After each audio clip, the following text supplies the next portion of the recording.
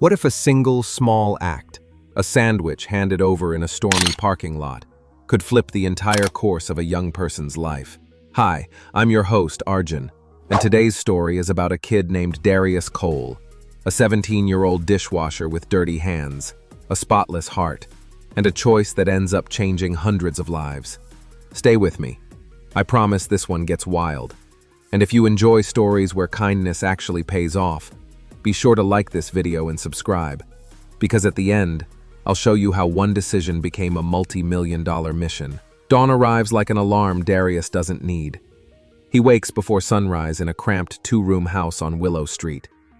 His bed is a thrift store twin he's had since he was 8. Across the room, an oxygen machine hums steady rhythms. That's Miss Lottie, his grandmother, sleeping shallow but alive. Their porch leans, the paint peels, the mailbox holds more overdue bills than letters. He pulls on the same jeans he wore the day before, checks his pocket. $3.47. Enough for the bus to Murphy's Diner where he works, but not enough to come back. He leaves quietly and walks the foggy streets. Murphy's lunch and coffee glows neon. Inside, Big Lou, the owner, nods. Not unfriendly, just busy. At 5 a.m., Darius is scrubbing plates, stacking pans, drying dishes. His hands are rough, calloused.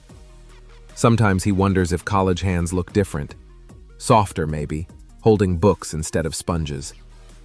By 7, he's at Roosevelt High, his cracked old backpack stuffed with papers. Here, he transforms. He's not the dishwasher anymore. He's the A student who tutors kids at lunch, the one teachers whisper about with hope. Mrs. Diaz, his English teacher, says he has a gift. She brings him college brochures, scholarships, pamphlets. But he just smiles and says, "I can't afford it." She tells him, "Dreams find funding when the dreamer is worthy." He eats peanut butter sandwiches while his friend #meta, sex, 0.05. He's going to sit down like a real customer and eat a burger and fries. His tray is ready at the counter, warm and perfect, waiting for him. But before he can grab it, he sees them. Table 6. A soaked elderly couple, out of place in their expensive but dripping clothes. They've ordered only coffee. The woman empties her purse desperately. No wallet. The man searches his pockets again and again. Nothing. They're embarrassed, rising to leave, dignity cracked but intact. Carla, the waitress, looks helpless. Big Lou shakes his head. No free meals, not even for them. Darius looks at his tray, then at the couple. 3 days of sacrifice, sitting hot and ready. He swallows hard. Then he moves. "Keep it," he says, sliding the tray to their table. "It's on me." They protest, but he insists, sitting down across from them. He introduces himself. They say their names are Henry and Eleanor Lang. They eat gratefully, but Henry's eyes stay sharp, calculating. He asks about Darius's future. When Darius says he dreams of college and helping his community, Henry listens like it matters. Minutes later, a tow truck arrives. Their luxury car starts without issue. Henry pays easily. Darius frowns. Something doesn't add up. And then the truth comes out. They weren't stranded. They weren't broke. They were watching. For days, the Langs had been asking about him. They run a powerful foundation worth hundreds of millions.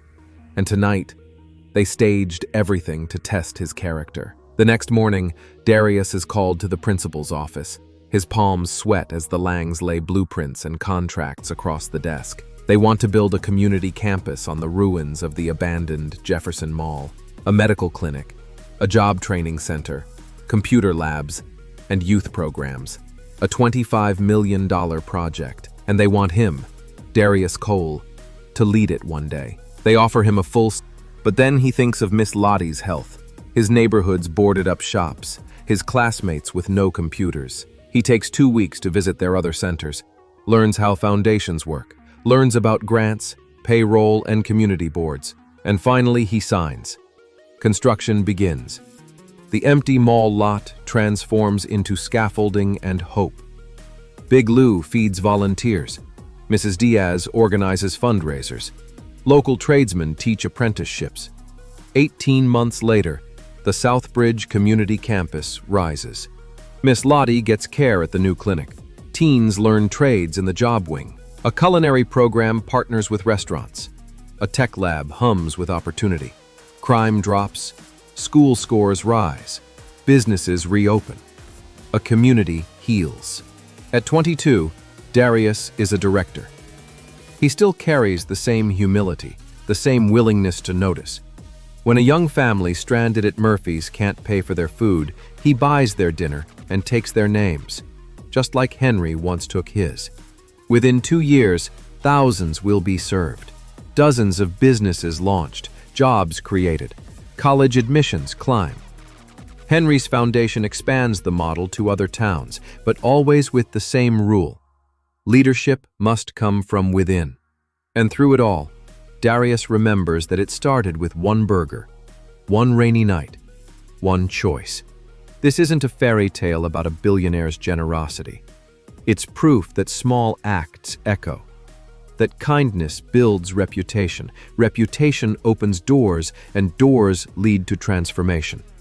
So here's the question for you. Who in your life showed you a kindness that changed you? Drop their story in the comments. Let's create a wall of unsung heroes together. If you believe kindness still matters, like this video. And for more real stories of ordinary people sparking extraordinary change, hit subscribe.